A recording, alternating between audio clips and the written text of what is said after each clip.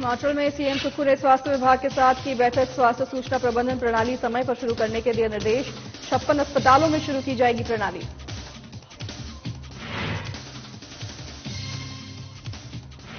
शिमला में supreme court ने NGT आदेशों को किया रद्द। अब शिमला डेवलपमेंट प्लान के तहत होगा निर्माण कार्य। पूर्व मंत्री सुरेश भारद्वाज ने लिया फैसला।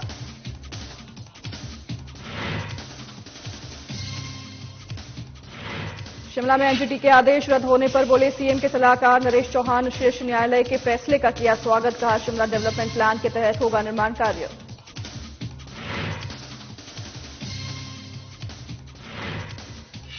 धर्मशाला में स्वच्छ पानी को लेकर विधायक सुधीर शर्मा ने उठाए कदम। पेयजल गुणवत्ता निगरानी प्रणाली का किया शुभारंभ। जल प्रदूषण को कम करने का फैसला। और सोलन के श्यामती गांव में ध्वस्त मकानों का मरम्मत कार्य शुरू। रेक्टो फिटिंग प्रणाली से घरों की होगी मरम्मत। निजी कंपनी की तरफ से किया जा रहा कार्य।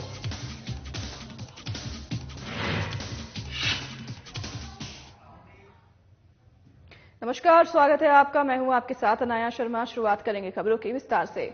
मुख्यमंत्री ठाकुर सुखविंदर सिंह सुक्खू ने शिमला में स्वास्थ्य विभाग के साथ बैठक की। वहीं बैठक की अध्यक्षता करते हुए उन्होंने स्वास्थ्य सूचना प्रबंधन प्रणाली समयबद्ध शुरू करने के निर्देश दिए, जिसे लेकर उन्होंने कहा कि आरंभिक स्तर पर यह प्रणाली प्रदेश के 56 अस्पतालों में शुरू की जाएगी, जिससे चिकित्सकों को क्लाउड आधारित सर्वर से रोगियों के संपूर्ण चिकित्सा विवरण उपलब्ध हो सकेंगे। इसी के साथ मुख्यमंत्री ने कहा कि प्रदेश सरकार लोगों को घर द्वार पर बेहतर स्वास्थ्य सुविधाएं उपलब्ध करवाने के दृष्टिगत स्वास्थ्य संस्थानों में नवीनतम प्रौद्योगिकी का समावेश कर रही है। साथ ही स्वास्थ्य सूचना प्रबंधन प्रणाली इस दिशा में एक मील पत्थर साबित होगी।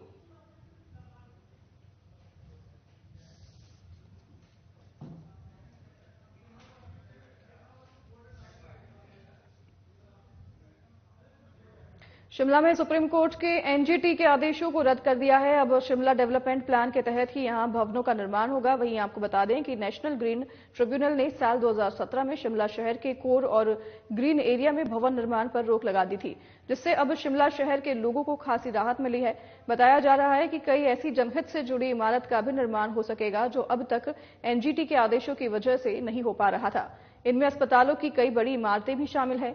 वहीं हिमाचल प्रदेश सरकार में शहरी विकास मंत्री रहे सुरेश भारद्वाज ने कहा कि साल 2017 के नवंबर महीने में एनजीटी ने प्लान पर रोक लगा दी थी। साथ ही उन्होंने यह भी कहा कि इस प्लान से फागू से लेकर जाठिया देवी तक निर्माण के लिए प्लान तैयार किया गया है।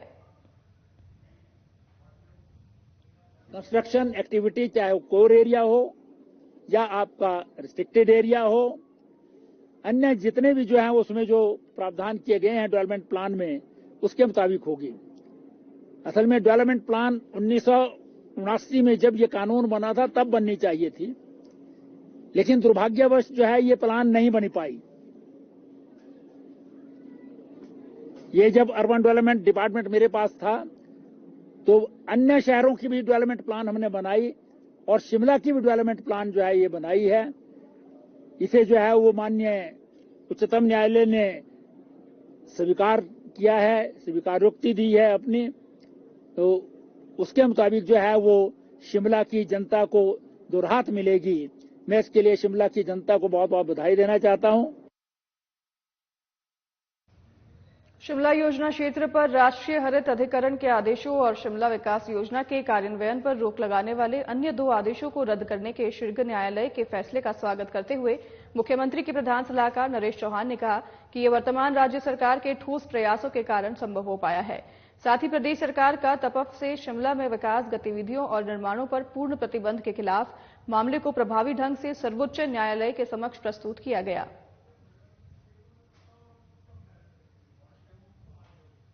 आज जिस तरह का ये दोनों फैसलों को आज माननीय सुप्रीम कोर्ट ने उनकी एनजीटी की दोनों बातों को खारिज किया और एक बहुत बड़ी आज ये हमारे लिए राहत की बात है कि आने इस फैसले के बाद जो कामों में रुकावट आई थी सरकारी क्षेत्र में या लोगों की जो एक बहुत बड़ी डिमांड थी, घरों की कमी है, लोग घर बनाना चाहते हैं, कई लोगों के अपने प्लॉट्स थे ग्रीन एरिया में, तो काफी समय से इस बात की लड़ाई लड़ रहे थे कि हमको भी अपना आशियाना बनाने की उसमें इजाजत मिलनी चाहिए।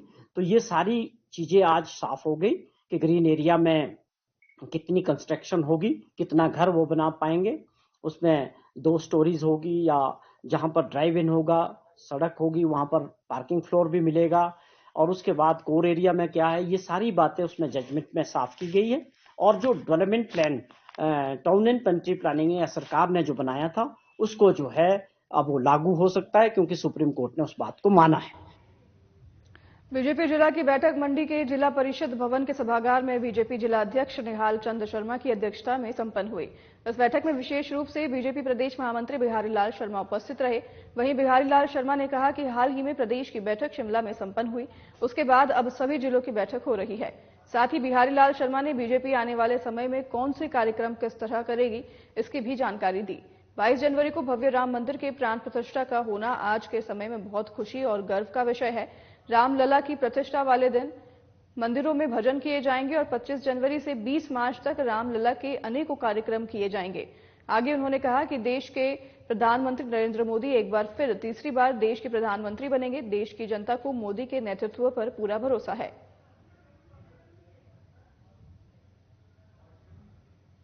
आज भारतीय जनता पार्टी जिला मंडी की बैठक का यहां आयोजन हुआ और बहुत ही सौहार्दपूर्ण वातावरण में मंडी जिला की बैठक संपन्न हुई, जिसमें सभी वरिष्ठ नेता उपस्थित थे। इस बैठक का उद्देश्य आने वाले 2024 के अपने जो लोकसभा चुनाव है, उसकी योजना और उस योजना का क्रियान्वयन कार्यकर्ताओं के द्वारा करना, इस प्रकार की बातचीत, इस प्रकार की चर्चा इस बैठक में हुई। विशेष रूप से अभी 22 जनवरी को अयोध्या में रामलला की प्रतिष्ठा, उस कार्यक्रम को सफल बनाने के लिए हर गांव के हर मंदिर में कार्यक्रमों का आयोजन, भजन कीर्तन और वहां भंडारे का आयोजन, ये भी भारतीय जनता पार्टी कर रही है। खबर धर्मशाला से है, जहां विधायक सुधीर शर्मा ने कहा कि लोगों को शुद्ध और स्वच्छ जल उपलब्ध करवाने के लिए कारगर कदम उठाए जा रहे हैं। साथ ही धर्मशाला और चामुंडा धाम सहित कई पर्यटक गंतव्यों पर पेयजल गुणवत्ता निगरानी प्रणाली के तहत 25 पॉइंट विकसित किए जाएंगे।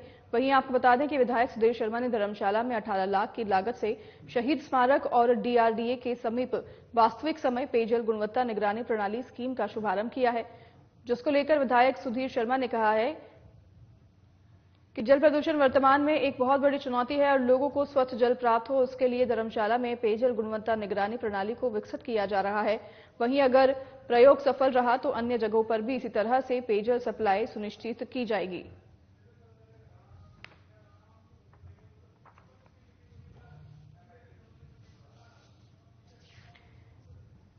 विधायक सुधीर शर्मा ने कहा है कि लोगों को शुद्ध और स्वच्छ जल उपलब्ध करवाने के लिए कारगर कदम उठाए जा रहे हैं।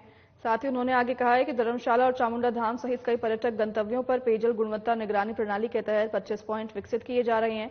और इसी के साथ विधायक सुधीर शर्मा ने धर्मशाला में 18 लाख की लागत से शहीद स्मारक और DRDA के समीप वास्तविक समय पेयजल गुणवत्ता निगरानी प्रणाली स्कीम का शुभारंभ भी किया है, जिसे लेकर विधायक सुधीर शर्मा ने कहा कि जल प्रदूषण वर्तमान में एक बहुत बड़ी चुनौती है और लोगों को स्वच्छ जल प्राप्त हो, इसके लिए धर्मशाला में पेयजल गुणवत्ता निगरानी प्रणाली को विकसित किया जा रहा है।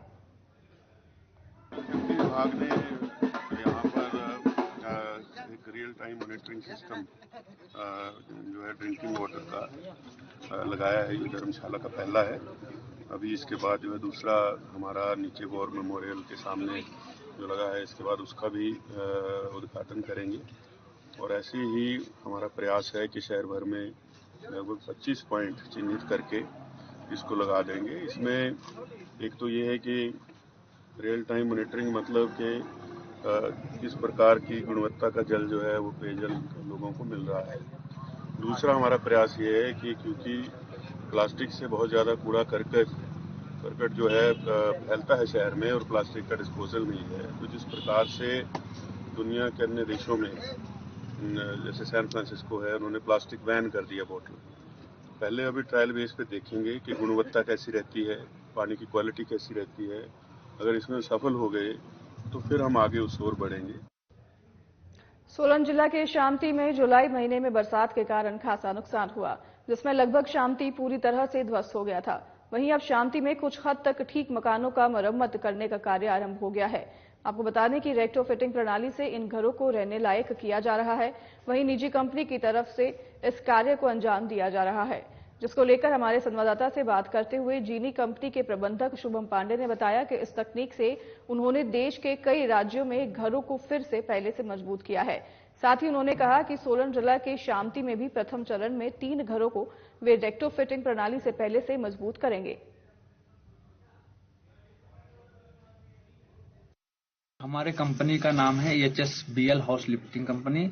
अभी हम सोलन में हैं, शामती में। अभी यहाँ पे काफी मकान गिर गए हैं। अभी 3 काम को मिला है उसको ठीक करने के लिए, और अभी काम चालू है, रात दिन करके हम लोग कर रहे हैं। सही तो किस तकनीक में? इसमें कम से कम 2 से 3 महीना लग जाएगा। अभी हम लोग के पास जेक है, जेक का सपोर्ट दे रहे हैं। अभी पीछे देखिए वो दीवार उठ रहा है, उसके ऊपर जेक सपोर्ट डालेंगे।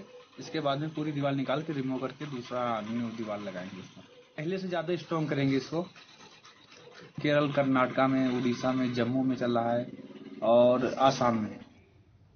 हिमाचल प्रदेश के खूबसूरत पहाड़ों पर बर्फबारी का इंतजार कर रहे लोगों के लिए मन को उदास करने वाली खबर सामने आई है। इसके अलावा ये बागवानों के साथ आम लोगों के लिए भी चिंता का विषय है। वहीं आपको बता दें कि मौसम विज्ञान केंद्र शिमला का पूर्वानुमान है कि जनवरी महीने में भी मौसम शुष्क ही बना रहेगा। हिमाचल प्रदेश के ज्यादातर इलाकों में बर्फबारी और बारिश की संभावना न के बराबर है। हालांकि 16 से 17 जनवरी को हिमाचल प्रदेश के जिला चंबा, किन्नौर, लाहौल स्पीति और शिमला की ऊंचाई वाले इलाकों में हल्की बर्फबारी हो सकती है। वहीं मौसम विज्ञान केंद्र शिमला के निदेशक डॉक्टर सुरेंद्र पाल ने कहा कि पहाड़ों पर बर्फबारी और बारिश न होने की एक बड़ी वजह ग्लोबल पैटर्न भी है।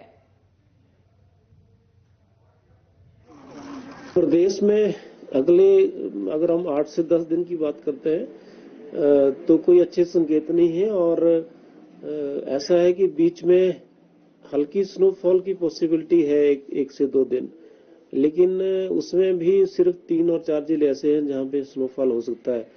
एक तो 16-17 के आसपास है, तब हल्का स्नोफॉल ऊपर होगा, जिसमें लाहौल स्पीति, चंबा, किन्नौर और कुल्लू के कुछ हिस्से हो सकता है, शिमला का भी कुछ एरिया आ सकता है। लेकिन फिर से मैं कह रहा हूं कि वो भी एक तरह से लाइट स्नोफॉल की संभावना है उन दिनों, और ऐसा कोई डिस्टरबेंस नहीं है अभी मेजर हमें नहीं इंडिकेट कर रहा है जो कि प्रदेश में वाइड स्प्रेड बर्फबारी दे दे और नीचे बारिश दे दे। तो कुल मिला के 8 से 10 दिन जो है प्रदेश में आम।